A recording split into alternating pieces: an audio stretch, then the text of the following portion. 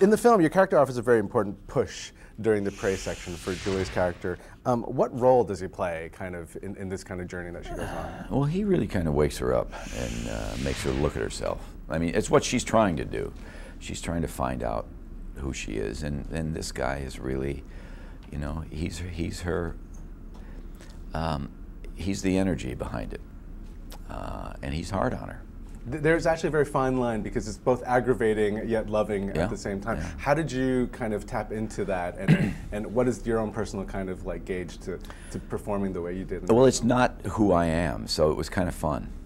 You know, he does say what he thinks. I mean, and you either take it or you don't. It's up to you. He doesn't worry about being offended, and I really like that. I like that. One of the perks, I guess, is the fact that these are actual people. So, at any point did you kind of talk to the original Richard? I did.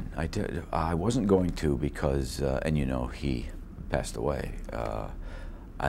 Ryan said, the director, Ryan Murphy, said, you should talk to him because he's really interesting. So I called him, and we talked for 40 minutes, and I said, well, that's the easiest 40 minutes I ever spent on the phone. He was in such a good place, and he was really cool.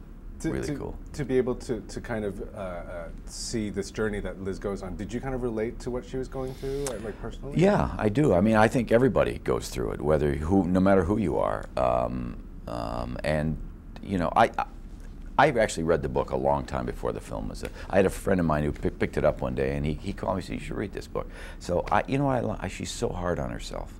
That's what I loved about it. She didn't pull any punches about who she was and what. You know, she didn't blame other people. She didn't. I mean, it was all her self-discovery, and I really like that. It's easy for people to dismiss this as like a bit of a chick flick, you know. And Yeah. So can you defend that in saying that, you know, this is not really what? You know, I mean, I love the book. That's all I can say. People say to me, but I did. I love the book. I love the journey. I like anything that I like any stories about people trying to dig deeper and find out, you know, what's going on here. You know, I've always liked that. You managed to get on board this train while they were already shooting it and stuff. So were you kind of, was it fascinating for you to come on to the, you know, like to set where these group of people have already been doing it for, I don't know, like yeah. and stuff like that? How come everybody's so tired? You know, I'm ready to go. Let's go. You know, they'd just been in New York and Italy, and then we hit India, and it was 100 degrees every day, and but it was amazing. And I think Julia said, you know, I want to do this in the places because you can. Yeah, I love it because it's not done that much anymore. And when I was growing up, that's how I saw the world, was through movies. There's a really beautiful scene where you kind of tell her why, you know, the reason to why you're. So was it easy? Because it was a one take from what we saw, and how many times do you go through that experience? And was it a very difficult scene for you to kind of like go through? No, it wasn't. I mean, it was really well written, which makes it easier. Ryan used the first take. We did a lot of angles, a lot of different things, and he went back and he said, that's the one I like. So it wasn't, I mean, it wasn't easy, but the character really needed to tell her, if I can do this, you can do it. You know, come on. And that's really what he was sharing with her, yeah. Obviously, a director is so involved, like Ryan is so involved, he wrote it and he also directed and stuff. So did you see him kind of go through, is this his journey of sorts, or is he that kind of personal of a director, or does he kind of, was he very technical? Or well, no, how are you today, Ryan? It's hot, you know how hot it is out here. You knew he had the movie in his head, but it kept changing. And he'd change along with it, which I loved. He'd rewrite stuff. He'd rewrite lines that were just really cool.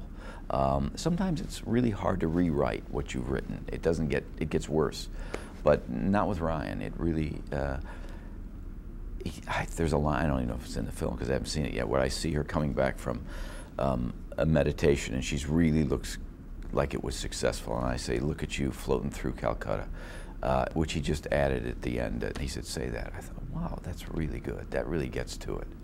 I think it made the final cut. I think it probably did. And I had this other one. We were in the car right before the speech when I went upstairs. And he said something about, talk about she was married in a big old white floppy dress. Really a great way to say something, you know. That's what he did a lot. Do you feel like you kind of dabbled in this journey, or do you feel like, did you leave the shoot kind of maybe learning something, or did India kind of inspire you at all? Well, you know, I toured a play in India in 1981. So I've been there for 5 weeks. I was there. I toured every major city, so I got to know India. So it was great for me, this how many years later, to go back. I wasn't in the metropolitan areas. I was out in the country, and that was a different experience in the ashram. But it's an amazing place. I mean, just amazing. If you had to parrots in the trees, and I mean, just incredible. If you had to do your version of Eat, Pray, Love, what cities would you choose to kind of go experience the three things that? Positano, Italy. I would do all three of them there. Oh my gosh, I love Positano. It's a one-stop shop. It is. It's like I can eat, I can pray, I can love in Positano.